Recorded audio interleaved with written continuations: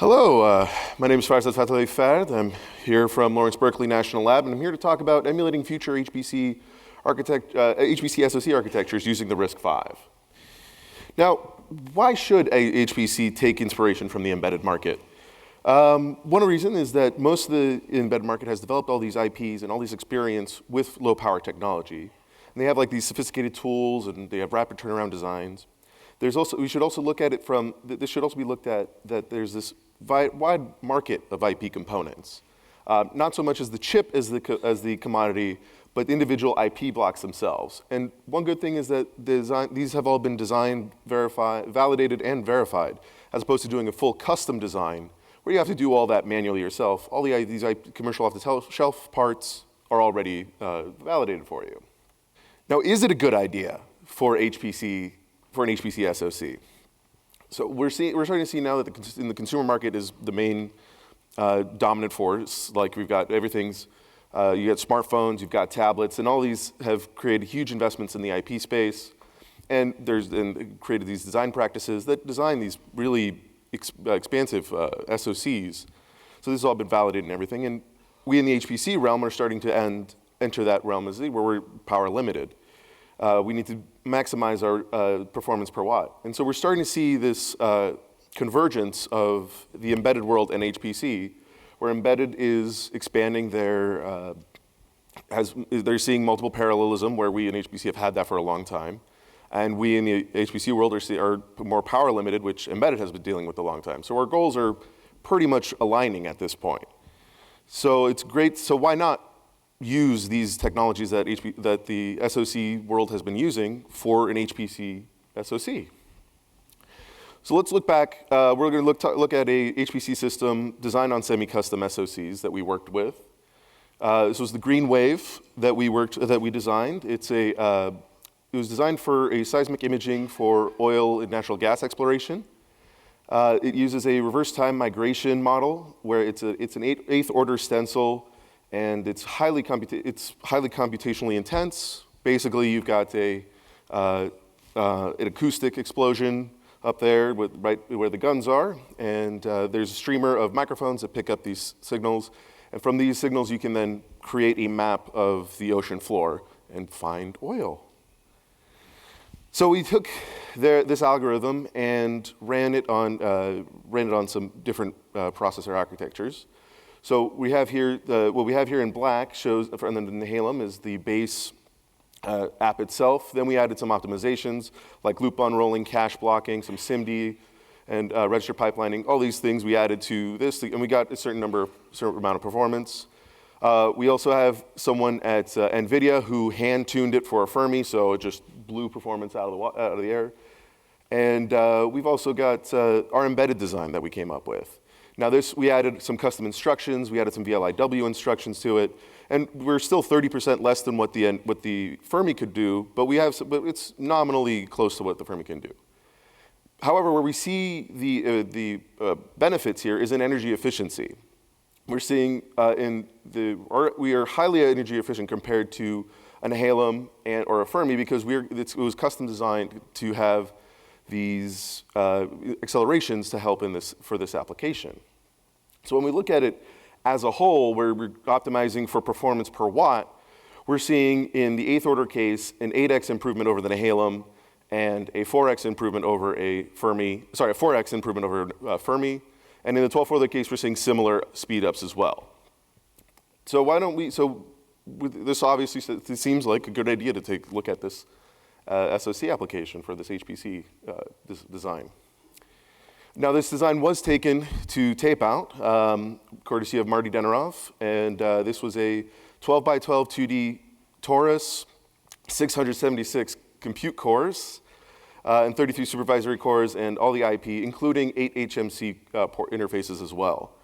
Now, you needed all this compute to be able to maximize your bandwidth for the HMC, so maximize your latency bandwidth product. But the idea is simple. We take commodity IP blocks like these cores, buy like a PCI Express or flash controller and all these, and build up this system for this application. And so we can apply this methodology, if we generalize it, We pick a processor core for like an ARM, Tensilica, or a RISC-V. We pick a network to connect all these cores together, and then we just buy some commodity off-the-shelf controllers to then build up this HPC system.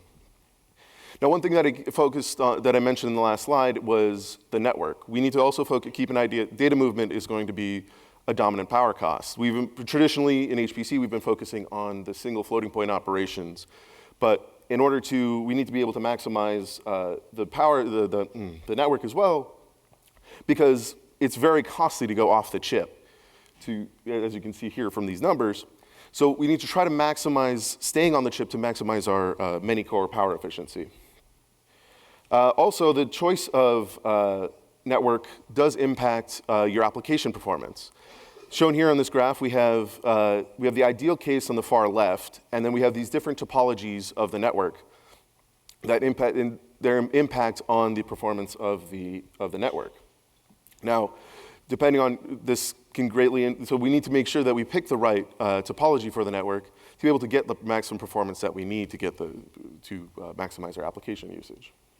So here we propose our SoC for HPC system, our point design for our FPGA. What we did is we took the Z-scale processor connected in a concentrated mesh. There are 4 Z-scale processors on an FPGA connected in a 2x2 concentrated mesh with 2 virtual channels. The reason why we went with the Z-scale and why we went with such a small network is because we want to design for area efficiency on the FPGA. Obviously, when going bigger, and obviously there's a point design, but we can go build bigger designs as well if we were actually taping out a chip. So what is Z-scale, just to give some overview, is a 32-bit RISC-V core. It is a 32-bit 3-stage core with AHB-like buses. What's great about the Z-scale generator is that because it's written in Chisel, we can integrate other IP with it as well. Other IP that we've written in Chisel that we'll go into later. And it's very easy to add in the configuration parameters and configure the Z-scale to do exactly what you want to do. So here's our top-level Z-scale configuration. Now, the memory subsystem looks pretty much how it's supposed to look. You know, you got your I-cache and D-cache, and it goes to DRAM. But we had modified the crossbar so that when the programmer writes to a specific address, it will go into our DMA controller, which has send and receive FIFOs, which then creates a low latency connection to the network, which then it can send low latency messages across this network for these Z-scales to talk to each other. So yeah, messages go into the send FIFO, they go out to the network, and whatever it comes sits in the receive FIFO and goes into the Z-scale. And the programmer reads that out. So this network that I keep talking about is OpenSoC Fabric, which we developed at Lawrence Berkeley National Lab. It is an open source parameterized Noc generator. It is written in Chisel. All dimensions, topology, virtual channels, all of those are configurable. We have just added AHB endpoints to communicate with the Z-scale, and that's all available. We're currently working on AXI to get that up and running. As a result of it being written in Chisel, we get a C++ model for fast validation, so we can quickly see if our network is working the way we want, and we can use the Verilog implementation to port it to FPGAs or ASICs. This is the top-level diagram of OpenSoC Fabric. We have all the individual modules. So your packet comes in through the purple arrow on the left, goes into an injection queue. Actually, sorry, gets converted into a FLITS, gets put into an injection queue. The router reads it out of the injection queue, goes through allocation and switching, and then it goes to either the next network and flows through the network and everything. Then it ends up in the once it reaches its destination, it ends up in the ejection queue, where it gets packetized again and sent back out to the node. Now, all these are, what you're seeing here in this block diagram are individual modules in the OpenSoC system, and this is the functional hierarchy of each of those modules. All these parameters each one of these top-level modules instantiates the one beneath it and passes the appropriate parameters down to the module that you're trying to instantiate. And keep in mind, all of these are they individually have testers, so if you implement, say, your own router, you can write a test bench. We have test benches that will test it out for you and make sure that everything works. Sort of let's delving down deeper into OpenSoC. We have the topology module, and this controls what the topology of the network is going to be. So currently right now we have C mesh and flattened butterfly. And what this does is just instantiates the router in the appropriate topology that you're trying to implement, assigns router IDs, and assigns its routing function, and then connects all these routers up to their incoming injection and ejection queues. The router module is one of the modules, is what I just talked about. It instantiates the routing function, the allocators on the switch. Currently, the implementations that we have, there's a 3-stage pipeline for wormhole routing, and we have a 4-stage pipeline for virtual channels. And there's a state machine that controls the actual movement of the flits through the network. This is a block diagram of the virtual channels, of the virtual channel router. So you have the data moving in, you have your flits moving in, it gets put into a router buffer, once it receives allocation, the routing function reads it out, determines the destination, which goes through virtual channel allocation and switch allocation, at which point, once it receives a proper grant, it traverses the switch and ends up going to the next router. Now, I mentioned that this is very parameterizable. These are just some of the parameters that you have the ability to control with OpenSoC Fabric. You can control, as I mentioned, the dimensions, the routers per dimension, concentration, virtual channels, topology, queue depth, routing function. You can even control your packet and flit parameters. So you can set your flit widths, you can select your packet widths as well. And this is all taken care of in OpenSoC. We also, as I mentioned, we provide testing parameters. We provide the standard testing patterns like nearest neighbor, random, uniform random, tornado. These are all part of the testing suite. And these are all, it's as a result of it being highly modular, you can individually drop in your own, as I mentioned, drop in your own implementation and test it out with our standard tool suite. Now, what is this demo that I keep talking, this point design? Well, so we built this on a 24 FPGA system, a 24 card FPGA system, each with 4 FPGAs on board for a total of 96 FPGAs. And we ran with our 4-core system on this, each of these 4 Z-scale systems on each FPGA. Sorry, I lied, not 24. The total core count at the end of the day was 96 cores.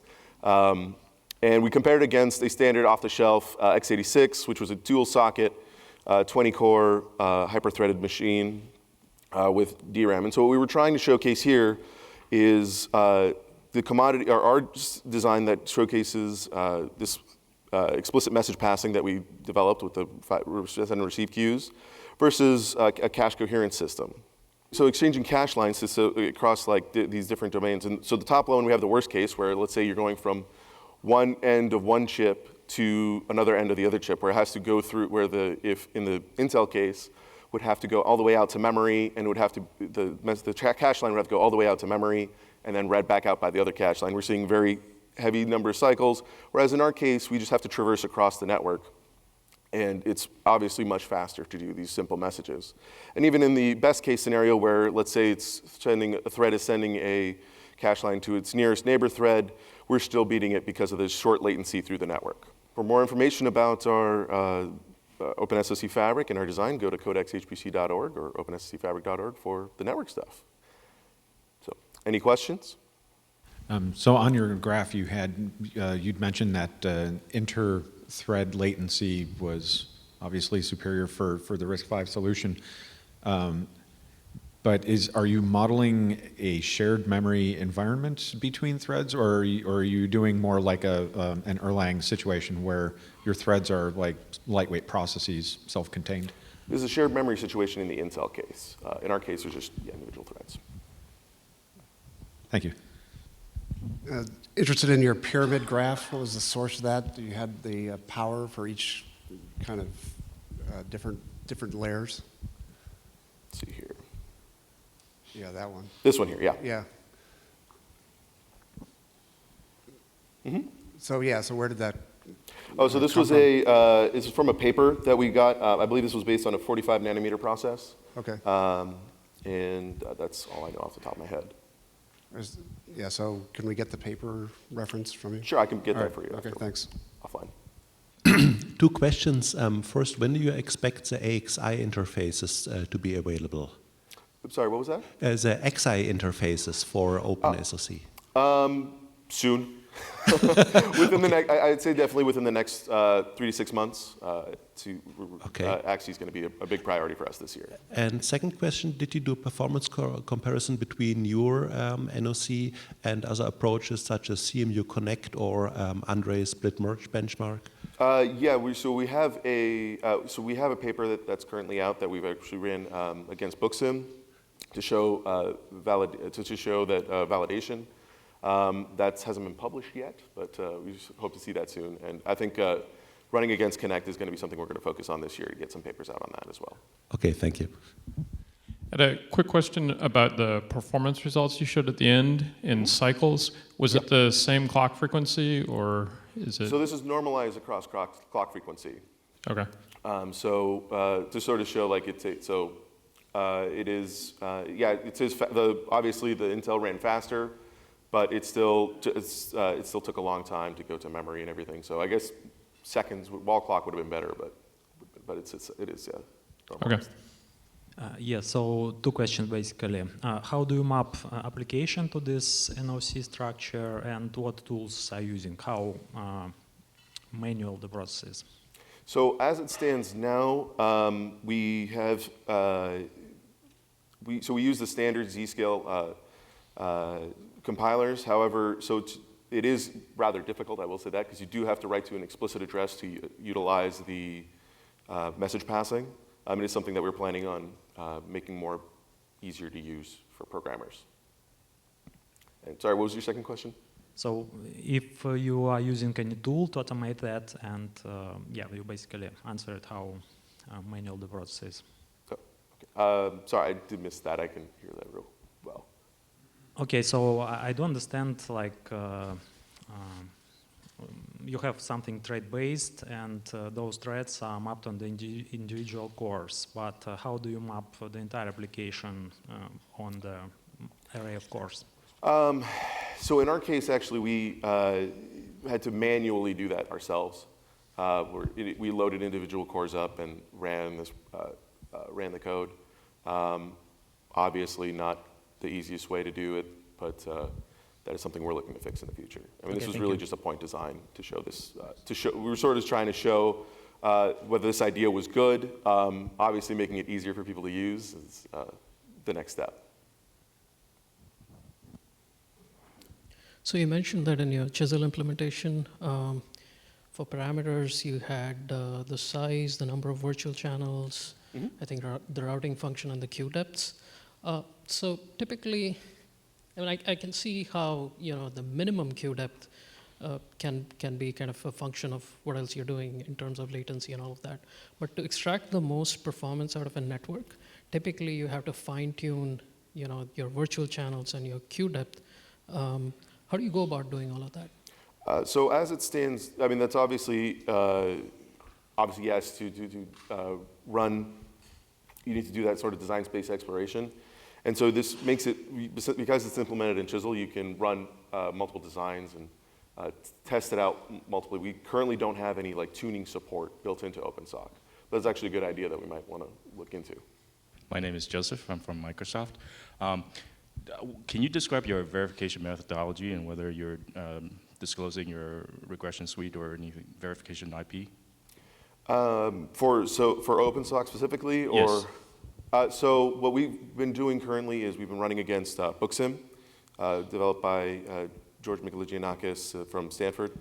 And so usually we just run these standard test patterns, so the nearest neighbor, random, and tornado, and a few others, to make sure that we're getting the correct responses out of, and making sure that we match what Booksim is doing. That's typically how we've been doing verification for OpenSoC. Okay, thank you, Farzad.